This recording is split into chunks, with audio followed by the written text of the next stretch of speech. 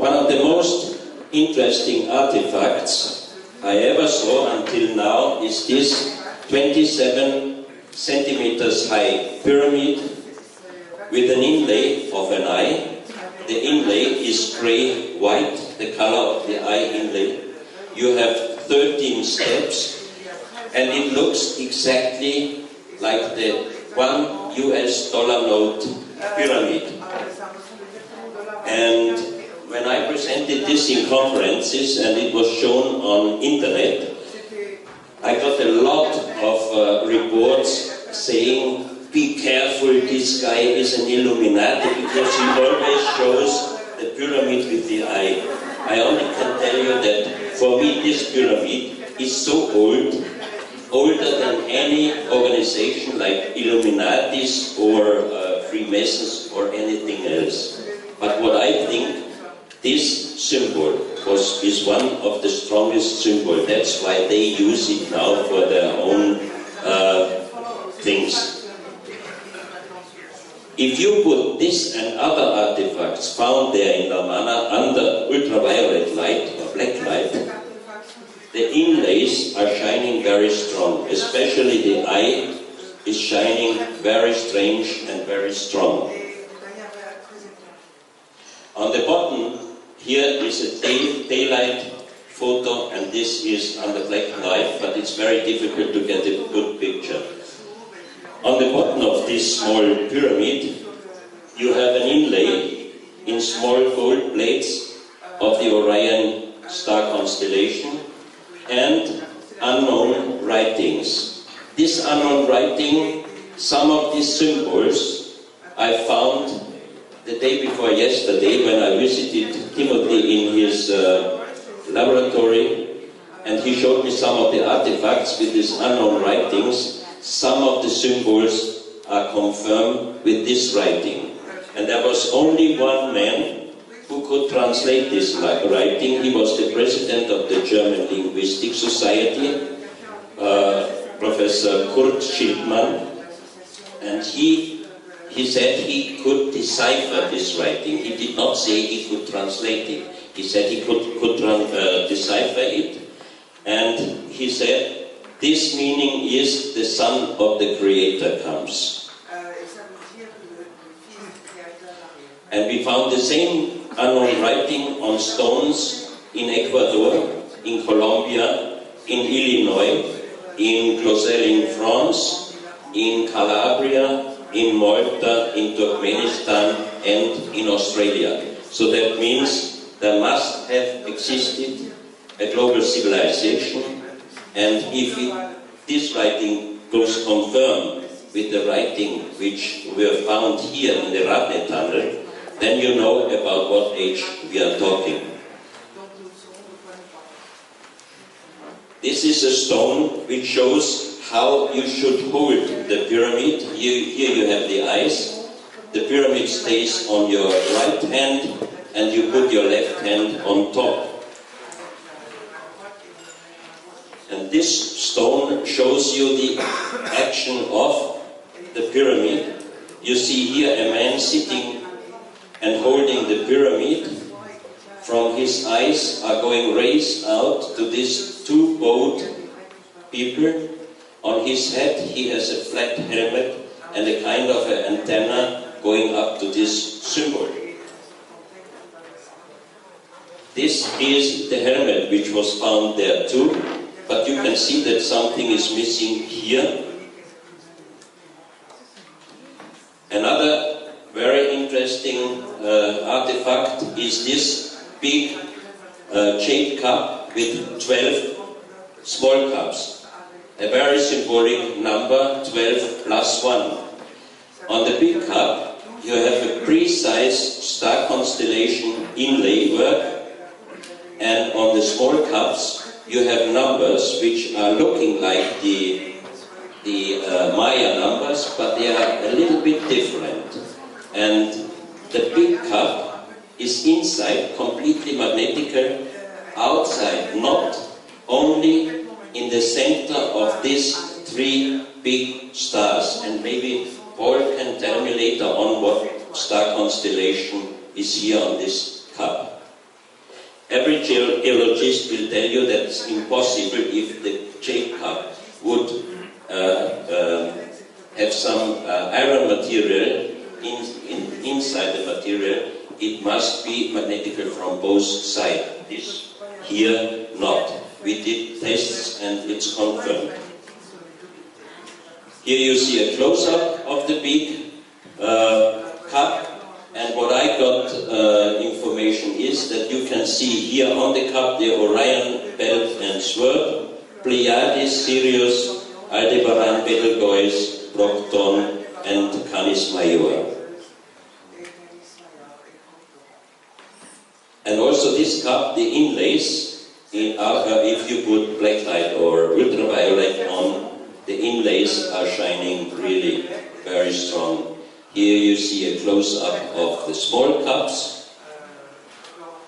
And each one has a different size, but we filled them completely plain with water, and we put them carefully in the big cup, and the big cup also was completely plain, filled with water. So even the work of these small cups was very, very, very well done. Here on this picture you see also a jade plate with the same star constellation like on the big cup, and two people looking with their eyes up to the sky. Also the inlays are very special under black light.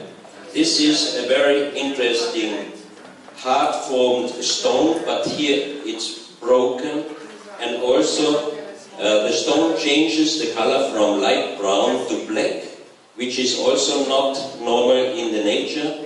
And you can see here a face. You have here the two eyes, you have the nose, the mouth, long hair, and a beard. So many of my friends, when they saw this picture, they said it looks exactly like the Shroud of Turin. But now if I would be a populist and I would like to make a big story, I would say we found the Holy Grail because a big cup and 12 little cups, and then we have a hard-formed stone with a face which looks like the Shroud of Turin. But for me personally, all these artifacts are much older than 2,000 years.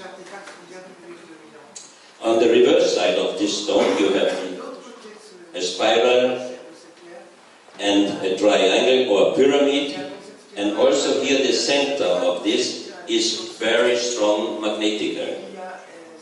And also the mouth of the face we tested with a small magnet, and when we put the small magnet in front of the mouth of the face on the other side, it was always going like it was talking, like it looked like somebody is talking to us. Very strange magnetical effect. Then one piece, the head of a cobra, and we know that the cobra didn't exist in South America and all the other artifacts, so this collection is not accepted by the official archaeology. The cobra has 33 lines, 32 plus 1 dot, 33, and left side, right side, 7 dots. So 7 and 33, very interesting numbers.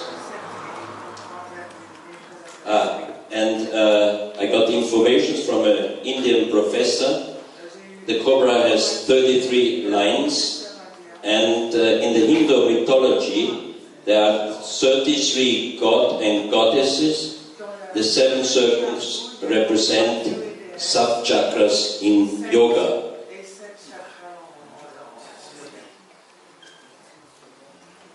Oops. Here you can see how the inlays are shining under black light or ultraviolet light.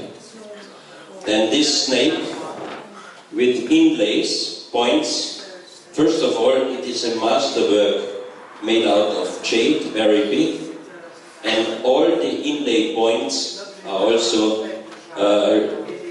illuminating under black light. Then this is the Kundalini, and of course Kundalini is not connected to any South American culture. You you see the sexual energy goes up on the reverse side and is ending up on the third eye here. Then this stone helmet, you can put it on your shoulders or you can lay down and put your head inside. It's made out of granite and it has inlay points, and some acupuncture experts told me that these are exactly the acupuncture points. So again, we have here an artifact which has nothing to do with any known pre-Columbian culture. Also the points are illuminating under black light. And here you see the owner of this collection now, Herman Villamar, how you can use this stone helmet. Then this spiral foam in a plate made us able to lend 40 pieces for the exhibition, because when we were there 2000 and I saw first time all these artifacts, you can imagine that I was excited, and I asked the owner, can I lend 30-40 pieces for my exhibition next year? And he said yes, but I have to ask Luis Viracocha, the highest of the Ecuadorian indigenous people. And next evening we had again a meeting, and Luis Viracocha came, and first of all when he asked if he when Herman asked if he can lend us some pieces, he said, no way, these are for us very spiritual artifacts, and we will not allow that you bring these artifacts to other countries. So again, you can imagine how I was feeling then. And I started talking with Luis Viracocha, and we talked about many things about an hour, and after 1 hour he brought a little magnet on a string. And he asked my 4 friends, I was with 4 friends there, he asked the first of them to hold this magnet in the center of this spiral. And when he was holding it in the center, suddenly the magnet started round turns, big and bigger, until outside the plate, and then it was turning like a perpetuum mobile. So he asked the second, the third friend, and then he asked me to hold it over. And you see here a photo.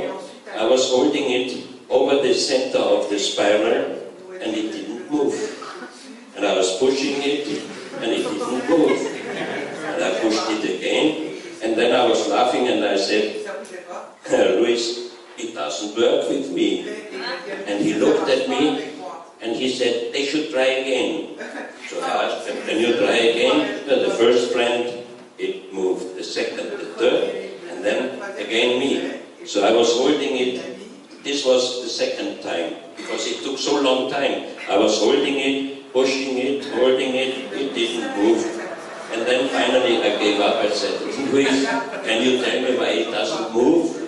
And he just looked, and he turned around to Herman and he said, Herman, you can give him the pieces for the exhibition. Don't ask me why. But the strange thing is, and this was the time I did the exhibition, because I was I was skeptic against all these things. And at this time, 2000, when we went there, if you would have talked with me about esoteric and some very strange things, I would have told you, please leave me alone. But I had so many experiences, but still I say, there are things which I cannot explain, I just accept it. So this was the success that I could get the pieces for my exhibition. Oh. Sam.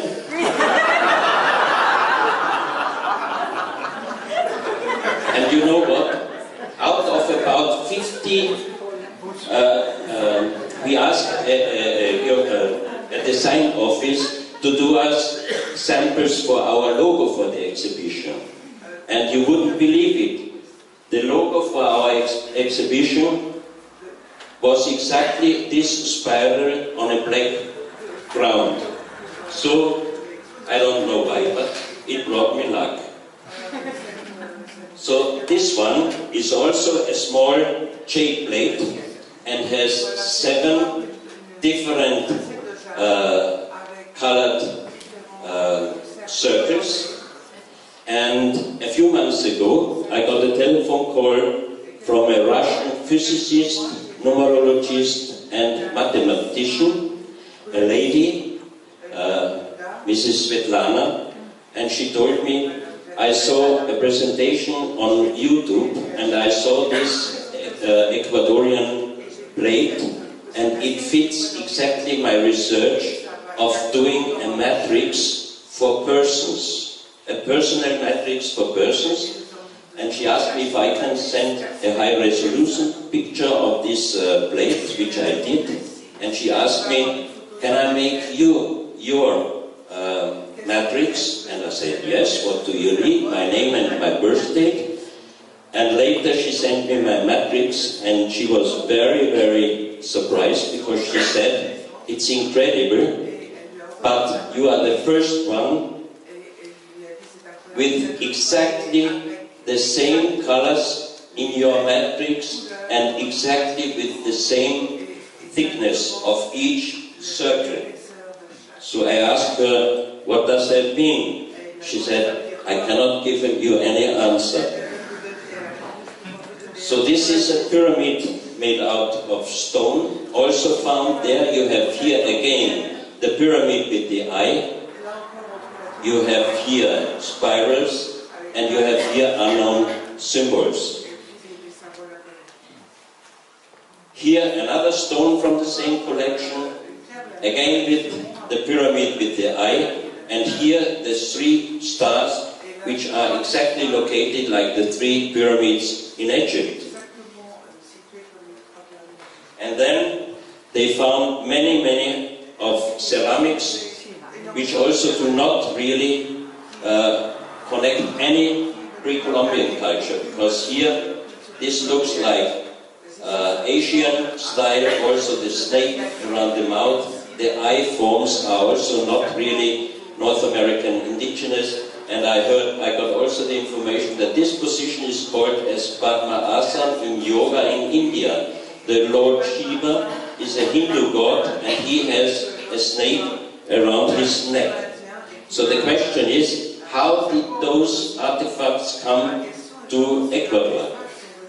Here another one, sitting in the lotus seat. Then this one, very interesting, because you can see here the 3rd eye. And in Ecuador, in a country where it is really very, very hot, it's a very strange clothing. This one, for me, first of all, it looks a little more Japanese than any pre-Columbian culture. And this is also a very interesting one, because you see here 2 persons with elongated skulls. And this ceramic is from the bottom this size, and it is 1 ceramic, and it is completely hollow, even here the round circle. So this is really a masterpiece of ceramic. So now we go to China, to the pyramids. I can go here faster because you saw already some of them. The next pictures I got from my friend André Desmet. He visited many of them. Even he was walking up on some of them, even it was prohibited. And he even had the chance to fly over this with what? With a small, with an ultralight airplane. He was flying over the pyramids and he did great photos. He is one of the most interesting researcher, and I'm just wondering why he never gives a conference speech. Here himself in front of one of these pyramids.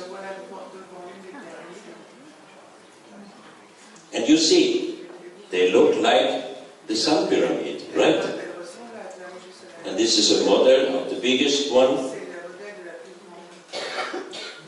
And this photo I got from a Chinese archaeologist from southern Mongolia, round pyramids. And in this area, they found thousands of jade artifacts. They say that this is from the Hongshan culture, which is dated archaeologically-wise about 4,000 years old. But even 4,000 years ago, doing such great jade works, they must have known, or they must have had a kind of special technology. Some of these artifacts are very, very strange.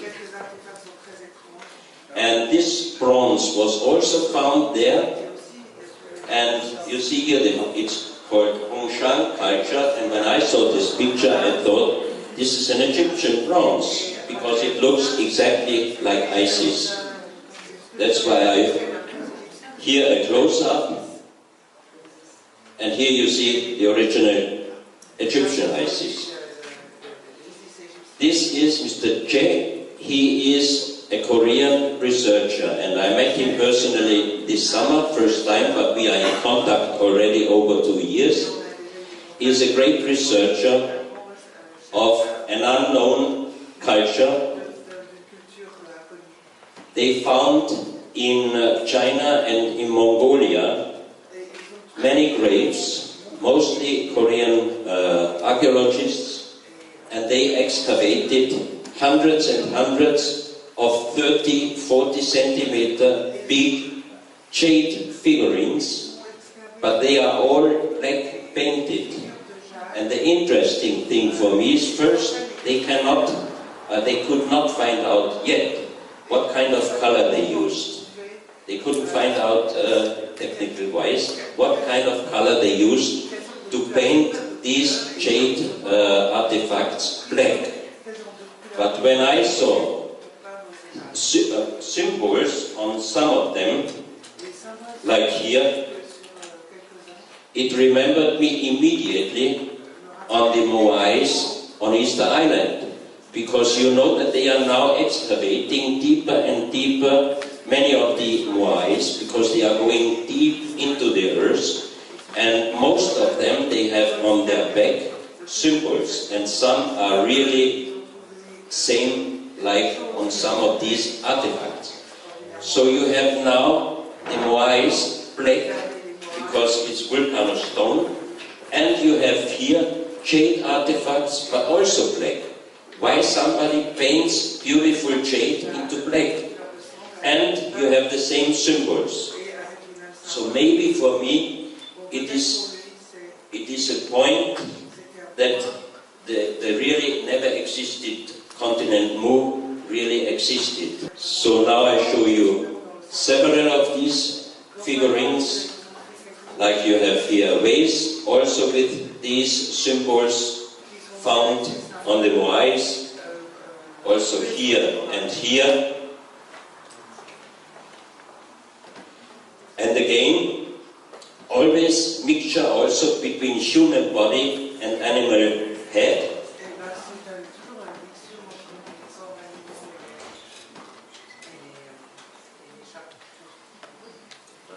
And then people.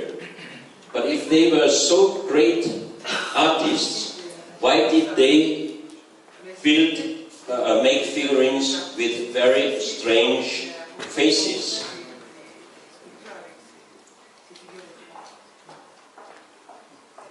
Here you see male and female. This looks Mongolian or Chinese. This also for me looks more Chinese.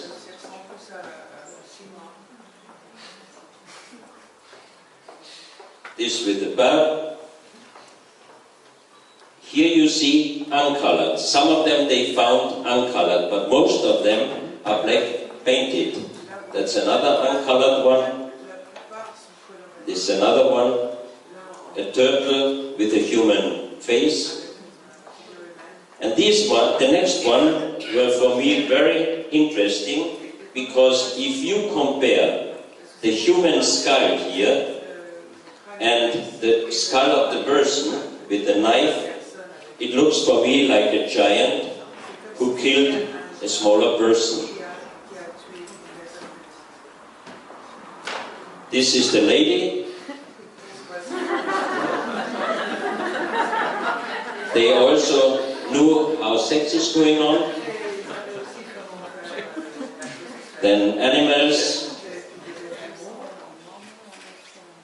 Again, skull. So that means skull always played a very important role, even for cultures.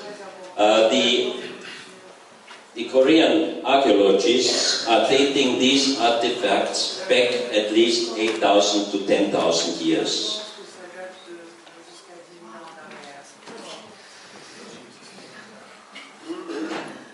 Again, elephant sitting on a skull. Then this for me looked like the North American Indian symbol. The turtle also in many cultures played a very important role for long life.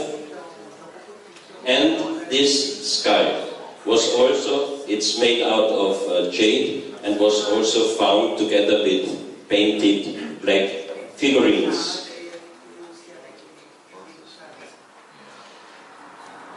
2001 I was able to present 6 crystal skulls in my exhibition.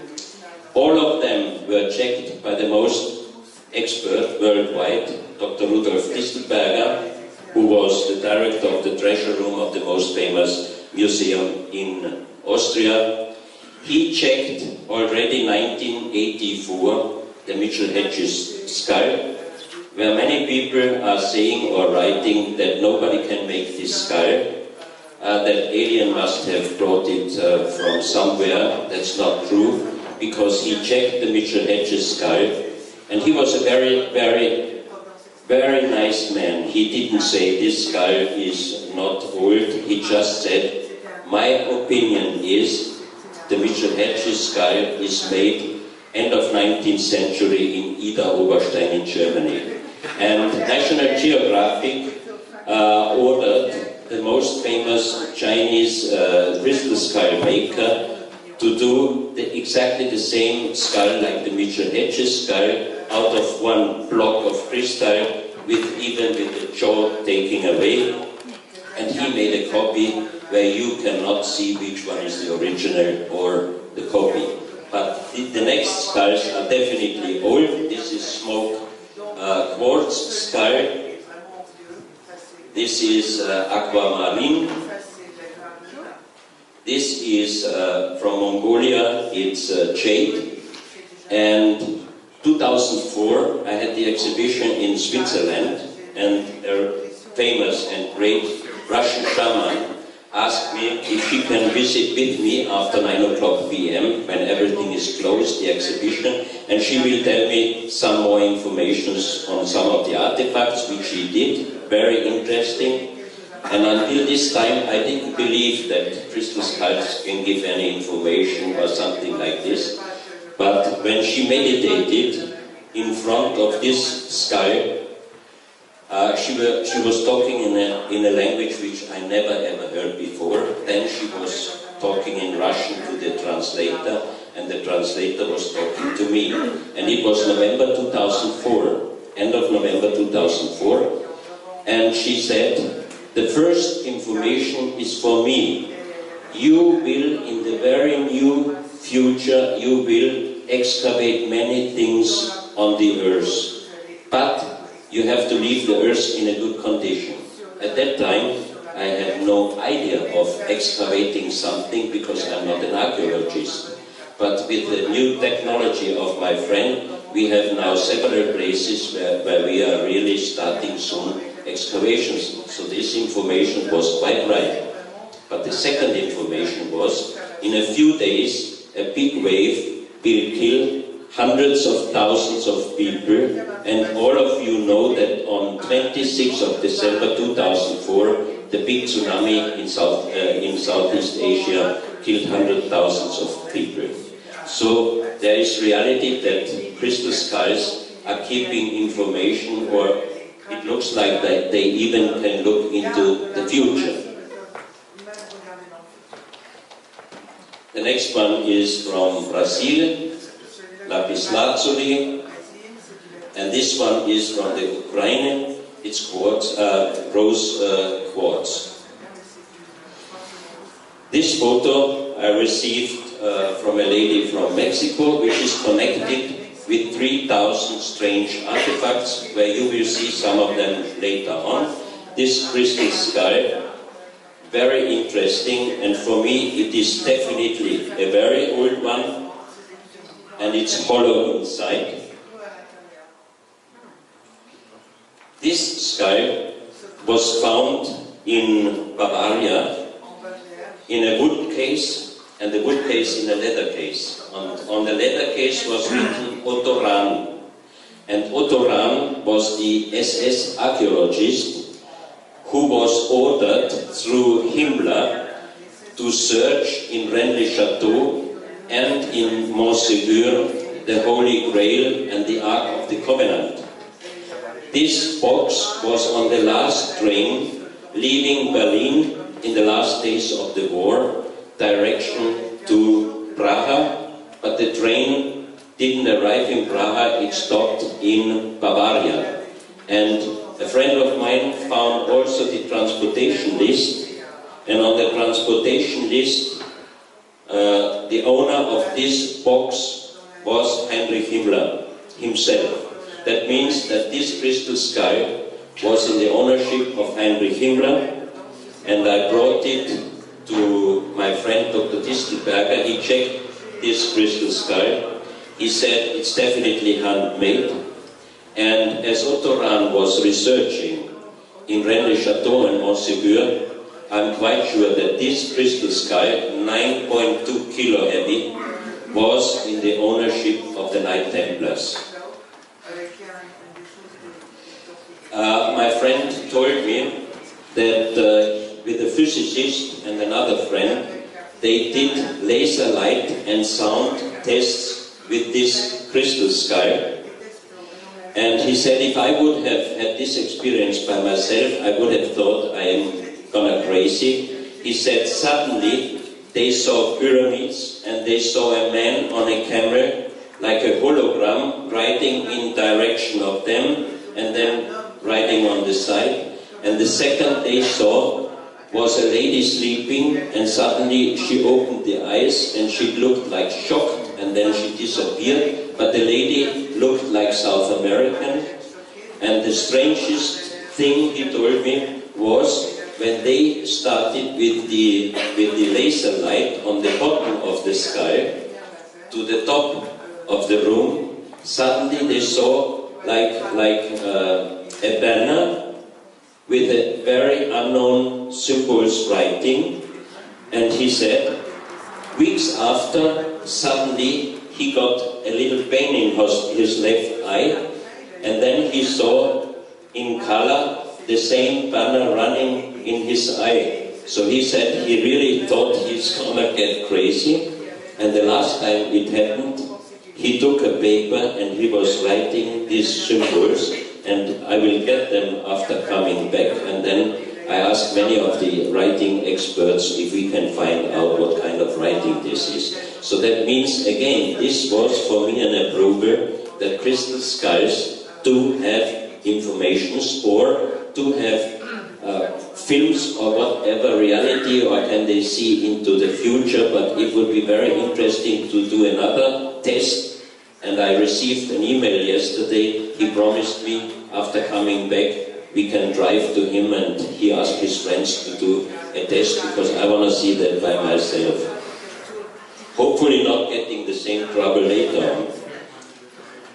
This guy is here. You can see him later on. This is the one I brought to Japan.